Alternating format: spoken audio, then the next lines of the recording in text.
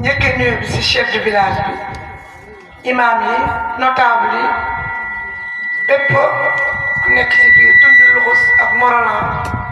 maa ngi la fekk si nga toog nuyu la jox la sa wàccuwaay jox nuyoo suñu rakk suñu doom yaa ay la jenn macha allah zéro dégg nañ la wax bi tegu na ci yow xëy na nañ ko commentaire bu ci kanam bu débat bi jeexee di dellu sama ndeyjoor di nuyu sëñ Mouhamed Ndiaye ñu responsable di la jox sa wàccuwaay di wax ne macha allah suñ la invité si bés bi duñu ne buleet wala du hasard mais mérite la kon ñu ngi xaar xam-xam bu bari ci yow lu jëm ci xale yi di nuyu Abdou Mbengue docteur Diallo képp ku fi toog di nuyu marraine yeeg parrain comme waxtu bi dem na dañuy dugg ci waxtaan di nuyu suñu waa mbootaay yi ñu fi tax a toog tey muy jumeau ak jumelle xam nga lan mooy jumeau ak jumelle ay seex yu góor ak yu jigéen loolu lay undu kon ñu ngi leen di gërëm di leen sant ci wóoltu bi ngeen am ci ñun bu ñu jéem a waxtaan ak askan wi ñu dugg ci thème bi nag yaa Aïda am na mu wax sànq ci xale ku ci nekk ak la nga war a waxtaan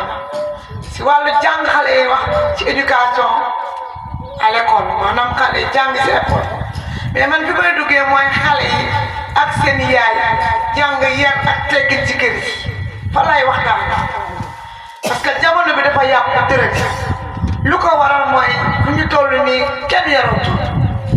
lu ko waral ñun yaay ñun ñoo yore bis tey mooy le 8 mars comme ni ko taa Aïda waxee ku baax muy góor ak jigéen xoola fa ma sokk ko yaay ji nan la mel est-ce que yaay ji am na yar ak teg est-ce que yaay ji joxe na yar ak teg ci fa mu dëkk jox na ko borom këram kon kooku moom la ñuy waxtaanee tey mooy ne ñun yaay ñun ñoo woote tey bés bi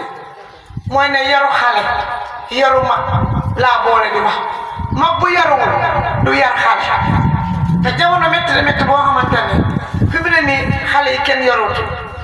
ndax xale da ngay tas ak moom ci mbedd muy saaga moroomam fan la ko jëlee ca kër ga xëy na yaayam ba muy wax ak moom da ko doon saaga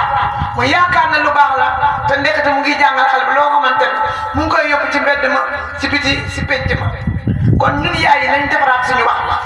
booy wax sa doom dafa war a am wax bu teggi ne ndànk xale bi ñun ñii sa baay ak sa yaay bu la tegoon bët xool la rek nga xam li mu wax mais xale yi léegi koo ci xulli mu xulli wax lu ko waral si yaay ji nañu yar xale yi ñu yar suñu bopp mag bu yaruwul baaxul kuy sëy si kër dëkkoo ci kër gi yaroo fa ñu takk la sa farata yàlla suñu su Muhammad ñu indee ci kër gi yaa njëkk war a indi yar yow waa kër gi yar jox leen seen gëdd surtout sa borom kër waaye sa borom kër nga naw la ko ba doo ko jox yar sa doom du la du yaree te du la jox cër du jox bàyyam cëram di jox waa kër gi cër yow soxna si yaa njëkk war a yor sa kanamu jëkkër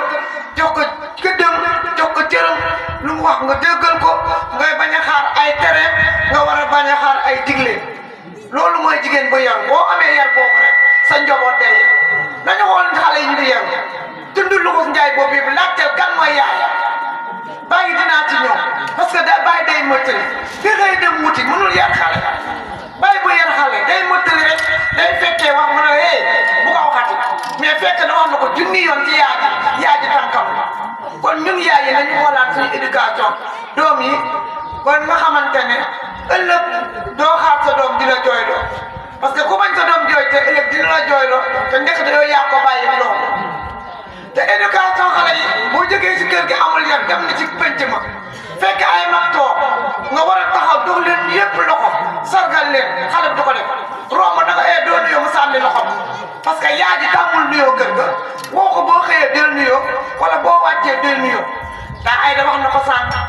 enseignants yi dañuy jàngale école mais duñu topp xale bi parce que xale bu ñëw école lañ lay njëkk a wax mooy nuyoo mu nuyu sa morom nuyu sa maîtresse wala sa maître mais xale bi ñibbi kër ga wàcca daal di teg saakam yow yaa ji ne ko duggal ci kër gi nuyu say bàjjen say mag say tante jox leen ñëpp loxo loolu mooy éducation de base si xale